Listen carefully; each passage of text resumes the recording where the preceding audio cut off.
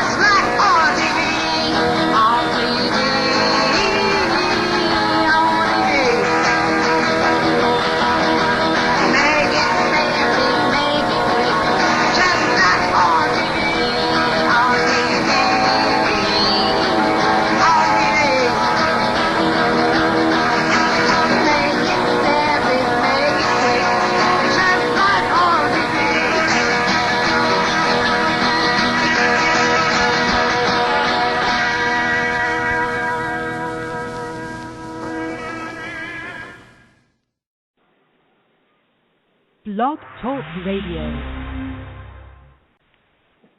Hello, this is the girl George and the Dragons Radio Show. Today we have an old friend of mine from KSAN Radio. He used to be the night disc jockey there back in 76 to about 78 or so. And he was the coolest disc jockey Actually, I started going. in 72. Oh, well, that's when I knew you was 76. Right, so you started right. KSAN at 72. This is Norman Davis. Hello, Norman. Hello. So you started KSAN in 72? Yeah, just barely got there in time to make the Norman Orr poster, the famous one about KSAN. Uh-huh. So when did you start radio altogether? Oh my gosh, it was back there when Marconi was doing his thing. Well, maybe a little later than that, but I tell you, I got interested in radio as a small child because that was before television, and radio was magic in its golden years. You know, there was everything that they now have on TV and more. And because you used your imagination instead of a computer or a television screen, it really was more powerful, I think. Yeah, the power of the voice and your imagination. You had to use your imagination. Right? Oh, yeah, and then there were so many opportunities to do that. Radio was just full of variety programs of all kinds, and from morning till night. And so I had a very religious mom, and so I had to carefully pick when I could listen to radio. But occasionally I'd play sick and stay home when all the kids' serials were on. You know, they were like Tom Mix and Sky King and Captain Midnight, and there were many others, and they would run a block of that kind of programming at certain hours in the afternoon. So I really got hung up on radio way back then. So where are you from originally? From all over, really. We lived in Wyoming when I was first born, and then we moved to Idaho, and I grew up pretty much there until I left home and started working in radio. So you're back in Idaho again? I am, and I'm using the same room for a bedroom that I did when I was 8 years old. You're in your The parents' house has been in the family a long time. What kind of work did your father do? Dad was kind of an all-purpose guy. He was good at mechanics and carpentry, and he drove truck for a while, and then for the last 25 or 30 years, he worked either in the paint shop or he eventually became supervisor of the company garage, and that's what he retired from eventually. Okay, how old were you when you first got your first job in radio, and where was it at? Okay, I think I was 19, and I might have been 20, but it was close in there. And I had started out in Boise on a station called KGEM. It was a high-power AM station, as were most of the stations then. And it's a long story I won't bore you with, but my initial... What year was that? Was that when rock and roll was happening? What year was it? Like 54. So that was before rock and roll. Or just when it was like starting your to happen, parade you know. type of thing, huh? Red Stilts in the Sunset and Canadian. Oh yeah, well, but you know there was still remnants of the swing era, which had been a pretty hip time for popular music, and so there were still some big bands and was there rhythm and blues music. Was there rhythm what? and blues? Rhythm and blues back then? Well, the only place that would happen would be, you know, maybe in Chicago, but it would be only stations like catering to African Americans that would even consider something like that. But down in New Orleans and Memphis and places like that, there were stations. But I didn't get exposed to any of that. I mean, the first blues I heard were like Ray Charles and some of the things that became hits, and so I would hear them on the radio, and I didn't really know they were blues, but later I discovered they were, and I've been doing a blues show of one kind or another since I think 1991. We're up in Idaho. So I've acquired quite a few promos in that time. Did you ever work with Tom Donahue? Yeah, Tom was still around, and he was the boss at KSAN until I think he died in '75. So there were 2 or 3 years that I worked there with Tom, and then I had worked with Tom before up at KYA. Oh, I remember that station. That's what I used to listen to when I was a teenager, was KYA. Yeah. From the Bay Area. And it wasn't KEWB, huh? Well, I've listened to that one too, but I think KYA is the one that sticks in my head the most. Yeah, they were our main competition when we got started, but KYA was just a terrible station with no definable direction until they hired Les Crane to come in and act as program director.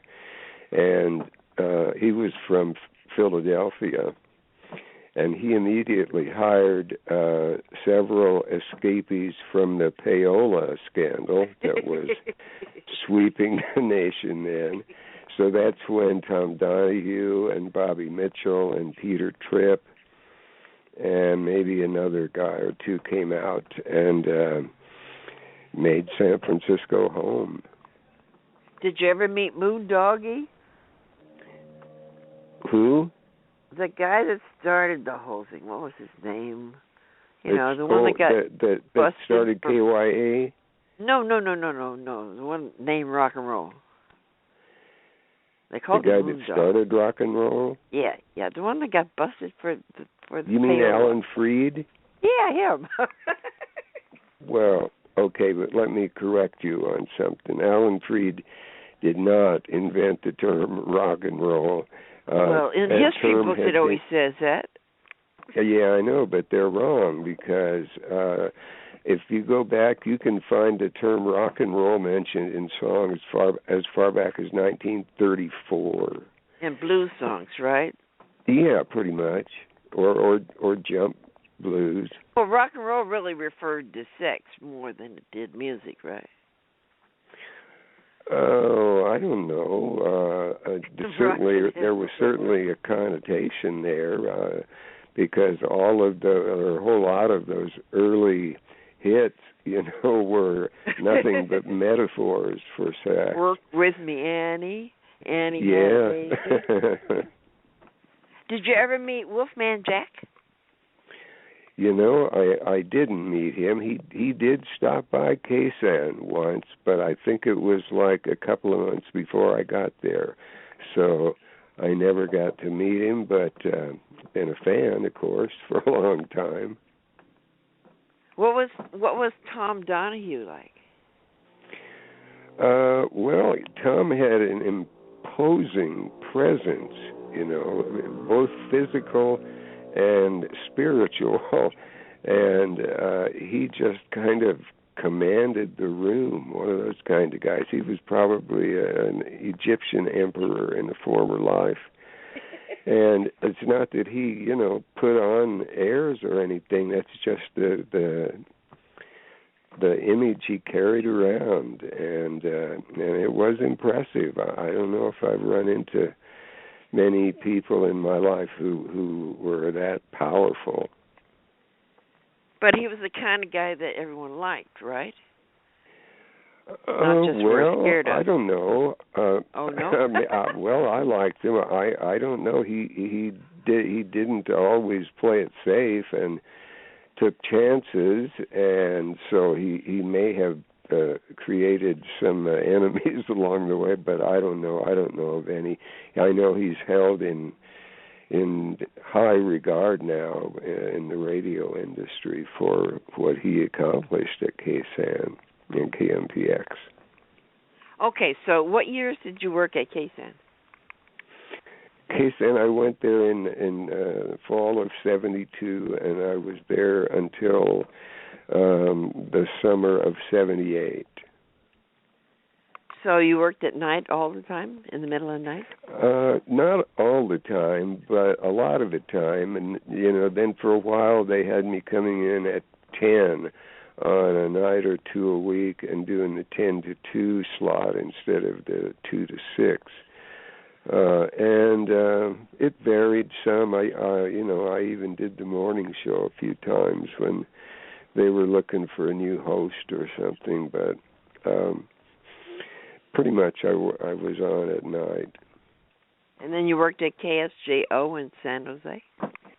Yeah, they bailed me out with the job after I got fired at KSAN. What were you fired for?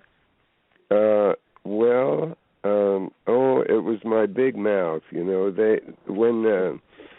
When the late '70s came in, KSAN started facing more competition. There was Camel, and there were some other stations that were kind of eating away at the ratings. And, around that same time, even though the station kept on moving for a while, the impact of Tom Donahue being gone really was big. And I think, helped to contribute to the fall, let's say, of KSAN. So did I answer your question? So you ended up at KSJO, and how long? Oh, yeah. So they started having meetings, and the management was not, that tight with the people on the air in most cases, and they started issuing some edicts. And I remember coming in one night, and there were long stacks of records sitting on the floor in the record room that had been pulled out of our world-class library. You remember that, right? Yeah. I think there was like 30,000 albums in it, maybe. And so when I found out what was going on, they were removing certain albums from airplay, or they wouldn't be available. And so Sean Donahue and I came in one night, and every night I had noticed these stacks of records getting smaller and smaller. And so Sean and I looked at each other one night and we said, are we going to get any of these? And so we finally got like an orange crate. I got some good blues there, I remember. And then the rest of the records that were left went down in the basement where they stayed a while, and other people had access to them there. And I think what was finally left was eventually donated to BAM Archives, maybe. I'm not positive on that. So when did you start at KSJO in San Jose? Okay, well, that was a few months after I got fired. I keep forgetting to tell you why I got fired, but they finally had a big programming meeting and called everybody in and said that, well, they were going to make some changes and they were going to help us choose the music by pre-selecting certain tracks from certain albums that we would that would be in the booth that we were to play. How generous of them. Yeah, and I could have kept quiet and probably stayed on another year or so, but I had to shoot off my mouth, and I stood up and said, well, I wasn't hired to do this, and I'm not going to do that. And then I got my notice, I guess on the next Friday, that my services would no longer be required. I'm sorry? So KSJO let you do what you wanted to do? No, that was kind of a different job. I didn't really have a regular daily show or anything there. They hired me as a kind of production guy and promotion guy. And so I produced spots, and I still hosted for a while the KSJO version of the punk show, The Outcasts. But other than that, all my work down there was either special programming or, production of some kind. At one point, we did something I was kind of proud of. I talked the manager into giving me a budget, and we put together what we called the Rock and Roll Circus. And it was kind of a caravan with the station van and a flatbed truck and some old antique cars. And we pulled up at, I think, 27 different towns along the peninsula, all the way from Monterey to San Francisco. And we'd put on about a half-hour show. We'd find a plug and plug in, and I had a rock and roll trio, and we had a juggler and clowns, and we were giving out balloons and CDs and all that kind of stuff. So it worked out pretty good. We had a few problems because the logistics put about 30 people working on this, but it all ended well. And shortly after we finished that, the ratings went up, and I got fired again. So what other stations did you work at? Well, let's see.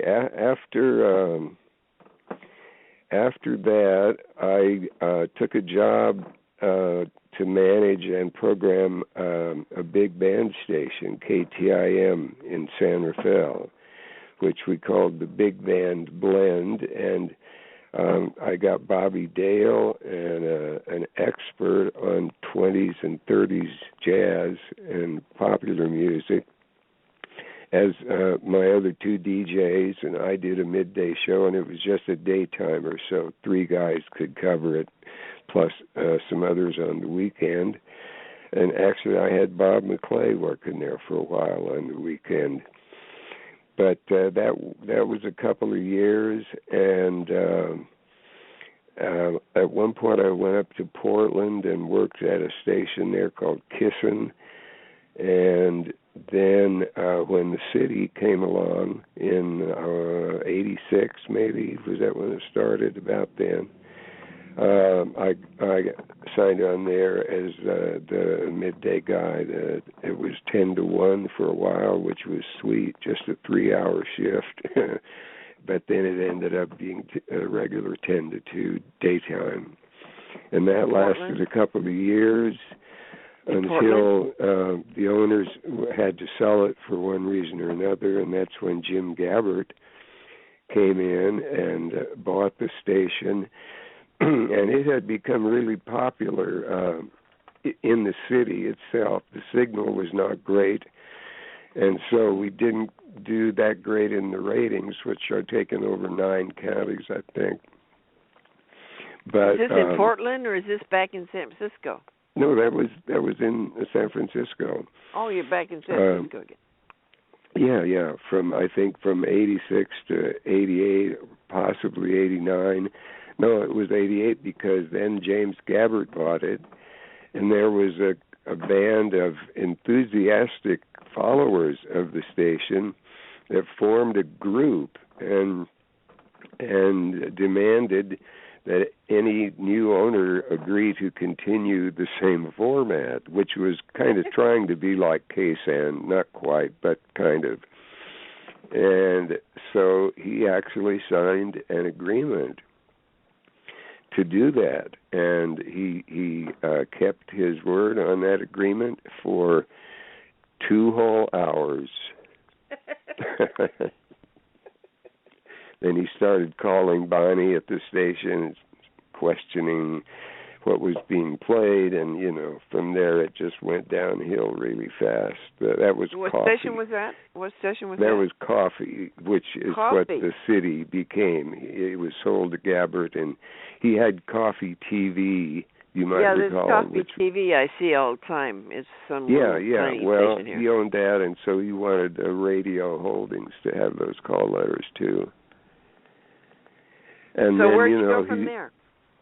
Well, he right away, within the first 6 months, we were doing some nice shows. Tom O'Hare was there, and Bonnie Simmons, and Dave McQueen, and quite a bunch of the old KSAN people. And aesthetically, it was real good. And then he started, saying, we want more pop. We're programming to Frida in Hayward, who has bouffant blonde hair and likes Neil Diamond, or anyway, his concept of audience was, kind of disrespectful by our standards, and so 4 of us refused to go along: Bonnie and Dan Daly and myself, and I forget who the other one was. And we walked out, and then, let's see, that would have been 89. You sure you want to hear all this trash? Oh, yes. I'm very interested. Okay, well, there's not too much left. There was supposed to be a new FM station opening up in Southern Oregon, and I was offered what looked like it would be a nice gig, play what I want, and be there in a small town, and so I came up and found that I had been misled, and they indeed did have a format, and so that didn't work out. But I hung out about a year up there, making a living as I could. I started doing my first blues show for a station in Medford, and did some other stuff. And then in 92, my elderly parents were kind of where they could use some help, and so I came back to Boise and spent about 3 years here at that time, and helped get a blues society started, and had a couple of blues shows on the air here. And then I got married, and my wife had a job offer up in Portland. So we went up there, spent a couple of years. Is this the first time you got married? No, second. Oh, I thought so. You must have been at least 50 by then. Yeah. Yeah. Yeah, it was, at least. Okay, go ahead. So, let's see, where was I? So we went to Portland and did that thing. I did some work with the Cascade Blues Association up there. And then my wife decided to try a new career in the airlines and took a course and got a job offer from Delta. And they had a number of different places we could go, L.A., Dallas, Cincinnati, and they also had Tampa. So we picked Tampa and went to Florida for a couple of years. Cool. Which was my first foray very far east, so it was kind of an interesting experience. Did you work as a DJ in Florida? Did you work as a DJ there? I was producing my syndicated show by that time. I've been doing that like 20 years now, and I don't really hustle it. It's on 3 or 4 broadcast stations and some internet stations, and mainly it keeps me getting, new releases so I can keep up to date on all the new blues that's being recorded. So you're still doing that? Yeah, so let's see, after that, I really, for a couple of years I was hired to do a blues show and a jazz show down in L.A., so I was in Long Beach. It was the Long Beach University station, and I did that for a year, which was just long enough to know that we were always right about L.A. and San Francisco. Well, I was in L.A. for 12 years there, from 83 to 95. Well, so you could take it more than I could. And so I came back to Idaho, and I think I missed someplace. I went to New Mexico for several years and lived on a farm 30 miles out of Taos, and got my show there on a local station. It still is on the station there. And since then, I've just been doing my blues show, syndicated, and I started a new one up here in Boise at KRBX, which is the community station. And I pretty much do it for fun these days, Well, that's what you got to do. We got 5 minutes left, so where can they find you? Where can you find me? Okay, well, my radio history is on a website called radiothrills.com, and the jive95.com is the site, a tribute to KSAN, and has many posters and photographs and air checks and stuff. We're right in the process of changing some of the audio, but if you like KSAN, you will like that site. And let's see, that should cover it, huh? So they can find you on Facebook just as Norman Davis, right? Yeah, they can too. Oh, I didn't tell you one thing. 2 or 3 years, about 2.5 years ago, I played a track by Big Mama Thornton, and it had a harmonica solo in it. So I wondered who that was, and I looked it up and found out it was her. And, really? Yeah, and I thought, gee, why aren't there more women that play the harmonica? So it piqued me, that question, which I never have really answered, but I ended up creating a website called harmonicas.com, and we have there the most complete collection of women harmonica players in the world. And I'm happy to say that there's going to be an album coming out in a couple of months that will be the first compilation of women blues harp players ever made. How about that? Okay, that's great. So we're out of time. Thank you for being this has on my been show. I haven't talked to you in years. I know. It's great hearing your voice. On Facebook or wherever. This is the girl George and the Dragons Radio Show saying, see you later, alligator. Everybody's crazy but me. Bye-bye. Everybody's nutty as can be. Forming games, waging wars, paint the names upon the door. You against me, us versus them. No communicado, don't give a damn. Our kids in the street are the gross casualty now. Everybody's crazy but me. Everybody's nutty as can be. Raping the oceans with derricks for oil, lusting for money, divvies and spoils. Build bigger bombs, store 'em all up. More bombs, they won't check our stuff. Push the wrong button, we're all history now. Everybody's crazy but me. Everybody's nutty as can be. Swirling out, stark raving mad, grabbing, gouging, slashing the bed. Once they want a piece and free to be free. Now everybody's crazy but me. Everybody's nutty as can be.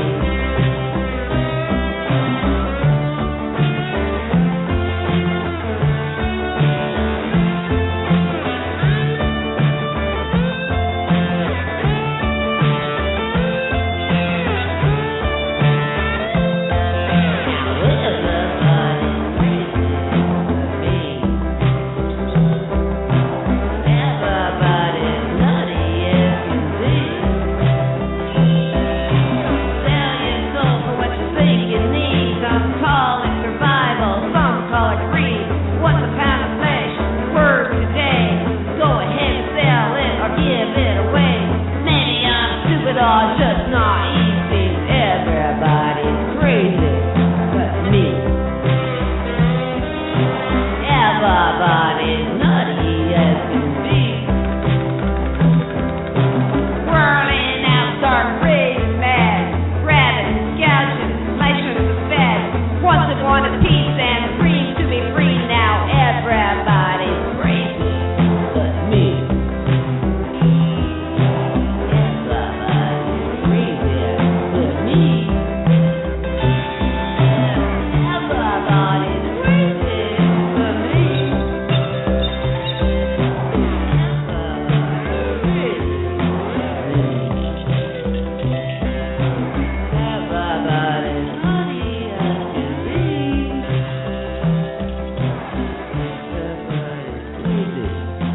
Me.